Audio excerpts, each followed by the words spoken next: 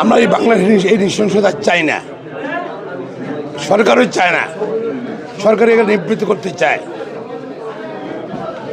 আমরা চাই রামেশ্বর এই ঘটনার সুষ্ঠু তদন্ত চাই, বিচার চাই এবং রায় কার্যকর চাই।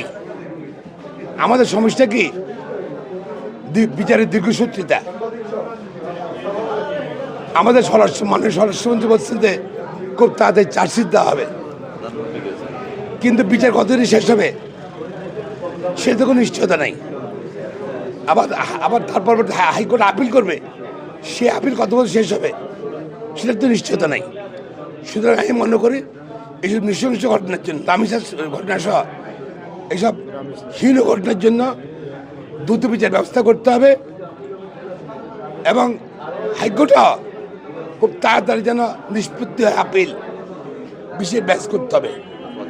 এবং মানে প্রধানমন্ত্রী গিয়েছেন তার বাড়িতে, উনি আশ্বাস দিয়েছেন পরিবারকে সহায়তা করবেন বিচার করছে। আমি মনে করি দৃষ্টান্তমূলক বিচার না হলে এই ঘটনা বাংলাদেশে আরও ঘটতে থাকবেই। সুতরাং গ্রামীণ ঘটনার দৃষ্টান্ত বিচার হওয়া উচিত। পাশাপাশি ধরেন আগেও এসব ঘটনা ঘটতো, এখনগুলো মানুষ সুবিধা হয়েছে কি জানেন, মিডিয়ার বদলতে মানুষ সঙ্গে সঙ্গে জানছে ঘটনাটা। আর নিশ্চয় এইটা ধরেন হীন ঘটনা যদি না জানতো, মিডিয়াকে আমি ধন্যবাদ জানাচ্ছি, তারা আজকে পাবলিকে নিয়ে আসছে জিনিসটাকে, যাতে দৃষ্টি আকর্ষণ হয়েছে, প্রধানমন্ত্রী দৃষ্টিতে আসছে, সরকার দৃষ্টিতে আসছে, জনগণের দৃষ্টিতে আসছে, আমাদের দৃষ্টিতে আসছে এবং এই সরকারই আশা করি আমরা দৃষ্টান্তমূলক শাস্তির ব্যবস্থা হবে। আর্থিক সাহায্য কিছুই না।